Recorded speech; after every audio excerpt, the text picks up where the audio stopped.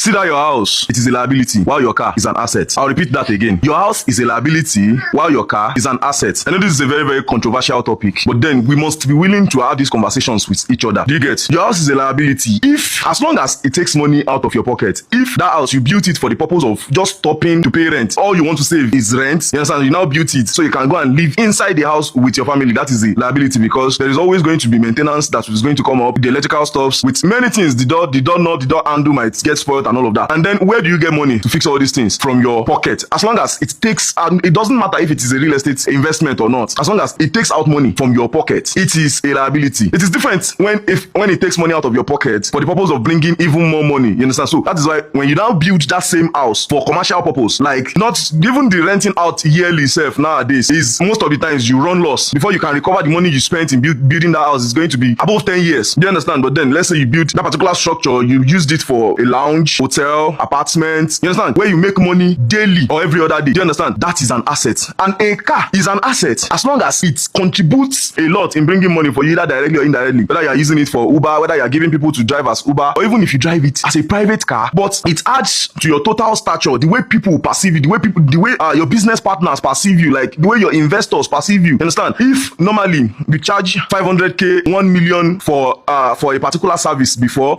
and then you know that, okay, buying a particular car, not just buying it when you are still empty, when you are still coming up, if it will not have any effect on your perception, on your branding, it is still a liability. It is a waste of money. But if you know that, okay, buying so car improves the way you are being perceived, and then it allows you to charge, even more for your business, and you know that this business is come a lot. There are some type of car that you buy even though you are not using it for Uber. You understand? You have built your brand to a certain stage. You just need people to perceive you like, you have money to this extent. Like, that is the strategy that people like Abi Forex, Davido, Whiskey, that is the strategy that they use. You understand? Buying that particular car allow people to perceive you to be in a kind of, okay, this lady too did this recently. Bo Air bought a cyber truck. You understand? There is no way that car would not give that Bo Air lady that money in a few months. She will make that money back. A lot of people that has never heard about her before will hear about her, but then she's not just starting up and then used all her life savings to go and buy a cyber truck. No, she has built a brand over the years that can sustain the kind of demand that is going to come from that recent attention, and then the effects of that car, even if tomorrow she sells that car, as long as she does not announce it and all of that. A year from now, 2 years from now, that particular perception is still going to have a lasting imprint in people's mind. People would still believe that she is in this caliber, and then the type of people that patronizes her, you understand, will change. Some people are going to drop off. They will no longer be able to afford her. But then a lot of people that were not patronizing her before because they thought